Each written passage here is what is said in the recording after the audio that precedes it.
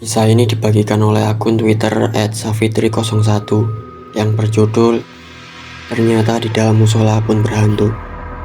Tanpa basa-basi, mari kita mulai ceritanya. Kejadian ini benar-benar terjadi dan dialami oleh salah satu sahabatku. Saat itu, Sobirin yang kala itu masih duduk di bangku kelas 1 SMP, sedang asik tidur-tiduran sendirian di sebuah musola tua milik keluarga yang terletak tidak jauh dari rumahnya. Akhirnya Sobirin benar-benar tertidur pulas. Maklum, tadi selepas sholat isya, dia tampaknya kelelahan karena habis bermain dengan teman-teman sebayanya. Biasanya, pria yang suka menggambar dan memasak ini memang sering tidur di musola tua tersebut, menemani ayahnya yang rajin melaksanakan tirakat. Tetapi kali ini dia tidur sendirian karena ayahnya saat itu sedang berada di luar kota. Sobirin tertidur dengan posisi miring, meringkuk dengan kepala mengarah ke kiblat, sambil badannya diselimuti sarung butut. Sekitar pukul 2 dini hari, dirinya terbangun karena mendengar ada suara orang yang sedang melantunkan ayat suci Al-Quran dengan merdu dan fasih sekali. Benar saja, hanya berjarak 1 meter di hadapannya, terlihat seorang yang sedang melaksanakan sholat. Anehnya, pria itu mengenakan jubah putih dengan tutup kepala seperti pakaian orang Arab. Belum pernah ada orang yang sholat dengan berpakaian seperti itu di musola tersebut. Sobirin merasa aneh dan merasa ada yang tidak wajar. Matanya lalu melirik ke arah pintu musola. Ternyata pintu masih tertutup rapat. Lantas bagaimana pria ini bisa masuk ke dalam musola? Biasanya, kalau ada yang masuk ke musola, pasti pintunya akan terbuka. Berbagai pertanyaan mulai merasuki pikiran Sobirin. Hatinya mulai merasa tidak enak. Tetapi dia masih berusaha berpikiran positif. Tanpa disadarinya, sholat pria yang dihadapannya itu sudah memasuki tahap akhir.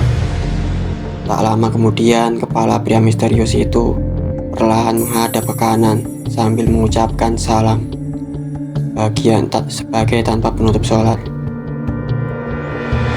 Assalamualaikum warahmatullah. Sontak wajah pria berjubah putih itu terlihat oleh Sobirin. Subhanallah, ternyata wajahnya terlihat datar, tanpa ada mata, mulut maupun hidung. Mukanya hanya terlihat polos, putih bercahaya persis seperti lampu taman yang berbentuk bulat. Sobirin lalu berteriak. Sobirin yang kaget bukan kepalang, mata Sobirin terbelalak seperti mau keluar. Kedua tangannya berusaha menutupi wajahnya yang terlihat sangat ketakutan. Tubuhnya menggigil seperti orang yang sedang kena panas tinggi. Sesaat kemudian, Sobirin tidak ingat apa-apa lagi. Dirinya terlelap, tak sadarkan diri. Mendekati waktu subuh, beberapa pria mulai berdatangan ke musola tua itu. Mereka terkejut mendapati seorang anak kecil yang sedang tertidur dengan posisi yang tidak wajar. Terlihat anak remaja itu tubuhnya meringkuk, namun kepalanya terlihat sedang memandang sesuatu dengan mata terbelalak. Kedua tangannya tampak sedang berusaha menutupi wajahnya. Tubuhnya kaku seperti robot.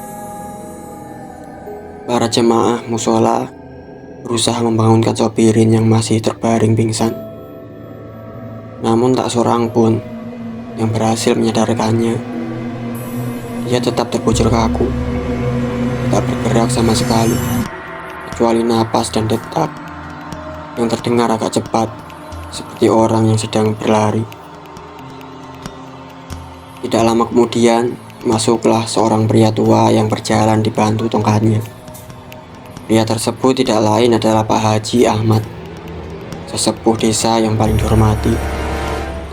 Melihat kejadian tersebut, Pak Haji menyuruh salah seorang jemaah untuk mengambil nampan berisi air, disertai beberapa bunga mawar dan melati. Setelah itu dibacakannya beberapa doa yang diambil dari beberapa ayat suci Al-Quran. Air dari nampan tersebut lantas diusapkan ke muka Sobirin.